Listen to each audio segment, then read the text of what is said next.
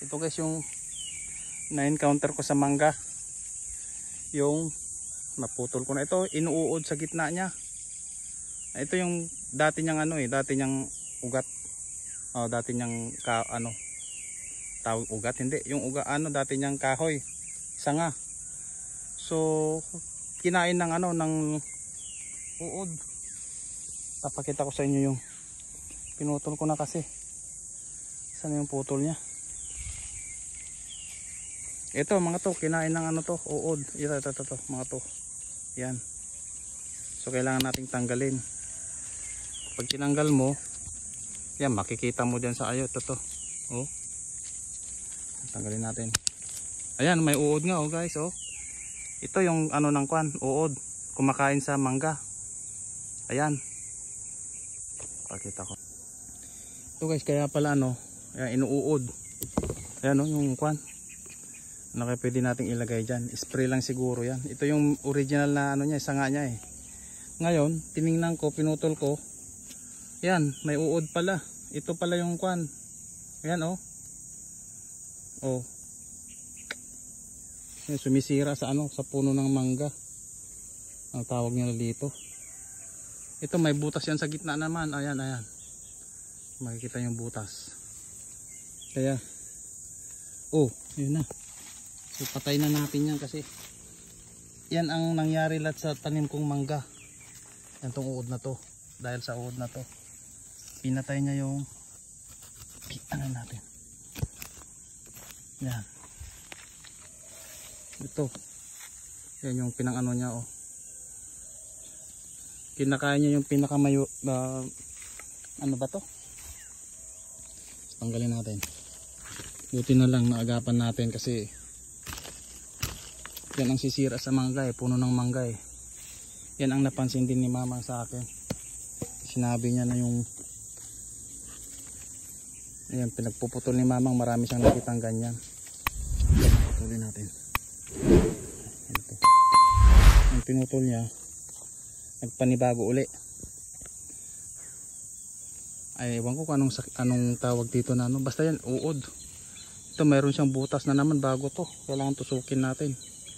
Yan, baka mayroon tong laman kaso may sanga na siya dito Nakapanginayang namang putulin. Yan ito guys. Yung butas niya So, pag tusukin mo, ang laki, mapapansin ko ang laki sa sa loob. Ang laki ng kinain na niya. Baka may tagos dun sa taas. Wala naman. Tusukin mo, pasok to. So sana hindi mamatay, hindi mamatay, sorry. Sana yung nasa loob, na. Kung putulin ko naman dito, masakripisyo yung tatlong sanga niya kung puputulin natin dito. Kasi may may tama na dito masakripisyo yung tatlo. Ito, tatlong sanga niya. Ito, 1, 2, 3. Ano lang kaya gawin ko? Putulin ko na lang kaya. Ano yung gagawin natin dyan guys? And guys, hindi ko na lang pinutol kasi masasakripisyo yung bago niyang sanga. Tatlo. Ito, yung kanina may uod Ito.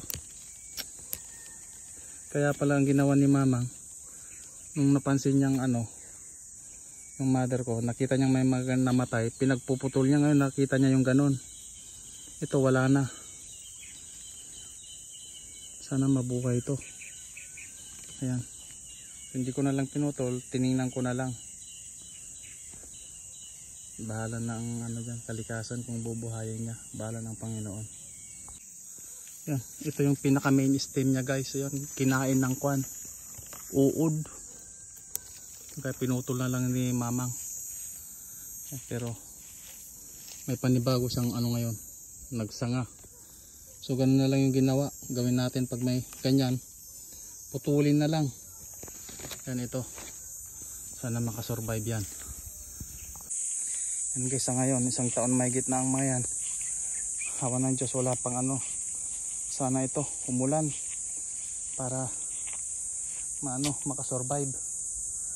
Bala kong abunuan kaso ilang days lang ako dito. Babalik na naman ako sa ibang bansa. Ayan ang tawag namin dito kasi silag. Ayan ito. Silag. Ayan. May tinik yung palapa niyan. Ginagawa namin slide dyan dati. Maganda niya magpa-slide. Sana makasurvive yung mga tanim kong mangga. Para lahat makinabang. Kinabangan namin magkakapatid. Kasi magulang ko lang nandito sa ito lang. Yan. Uod na yun. Buti na lang napansin natin guys.